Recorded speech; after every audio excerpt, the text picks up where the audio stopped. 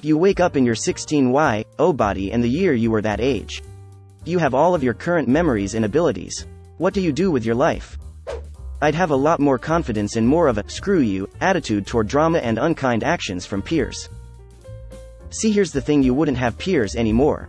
Not really. I mean, I guess that's not true if you're currently like 18 and you're winding the clock back like 2 years, but I'm fucking 30.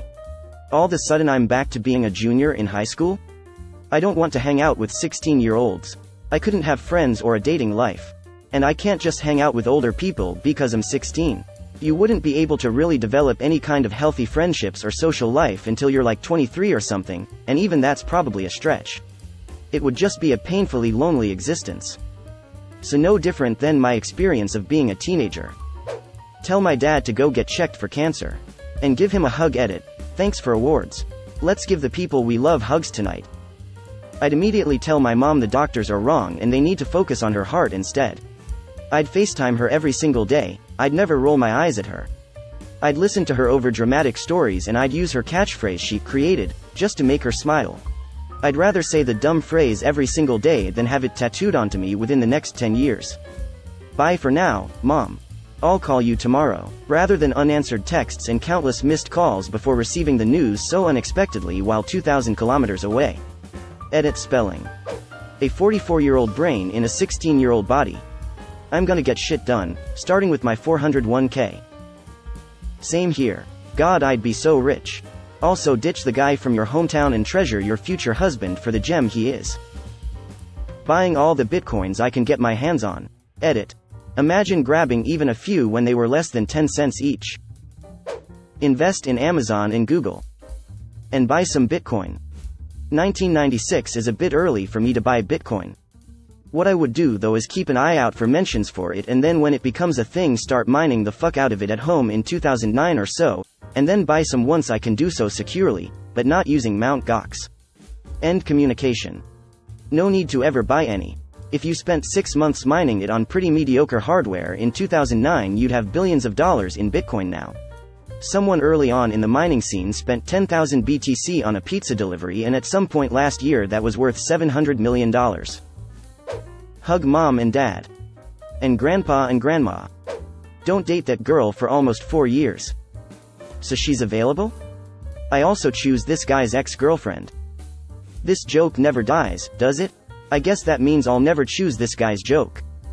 Find and meet my wife 5 years before we met. I need that time with her. She passed away 3 months ago and I'd do anything for more time with her. I am so sorry to hear that. I hope you are doing okay. Have people around to support you. Start sports betting. Because I doubt I would remember winning lotto numbers on specific dates, but I sure as shit remember who won Super Bowls and World Series. 5,000 to 1 odds on Leicester winning the English Premier League in 2015-16. I'll remember that one forever. Cry. Due to the loss of my wife and daughter. I've always said that I wouldn't want to go back because then I wouldn't have my kids. My 3-year-old is a dick. I'm ready to go back in time. Mine was a total asshole. Graduated from Cornell in May, has a great job, my best friend. They grow out of so much shit we worry ourselves sick about. Oh, I know. I'm excited. He's just a dick today. Go straight to a psychiatrist to get a DHD medicine. Hell yes. I try to make better decisions. Same, I'd go to uni at 18 rather than 28, be better with money in my early adult years and not waste so much time trying to put off getting a real job. For me it would be skip uni and go into the trades. I went to uni, got into boomer tech, and at around 28 settling into the trades. Break up with my boyfriend and cut my toxic best friend out of my life. Would sure as hell save me a lot of trauma and consequential therapy.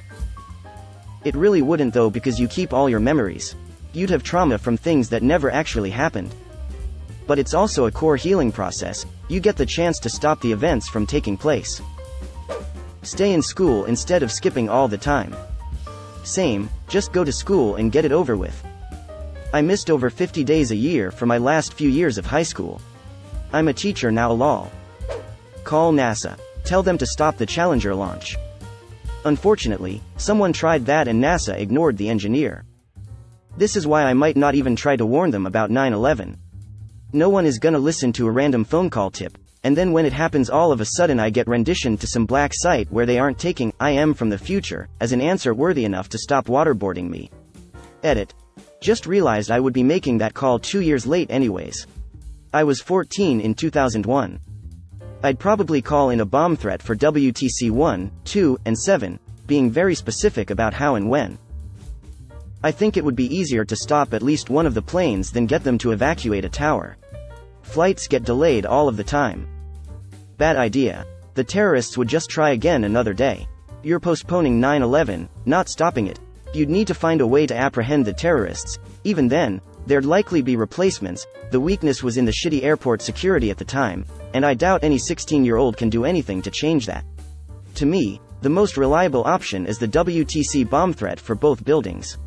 You evacuate those, and as soon as the first plane hits, the instinct will be that it's a real threat, and instantly everyone will begin getting as far away from the WTC as possible. Boom, thousands of lives saved. Go to the gym and invest in Bitcoin.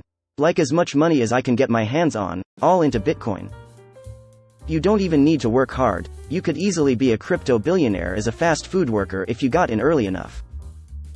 I remember when I bought like 10,000 Bitcoin when it was like worth nothing and selling it at like 10 cents and thinking I was a genius. You were. Unfortunately, you grew up into someone who sold or lost them, lol.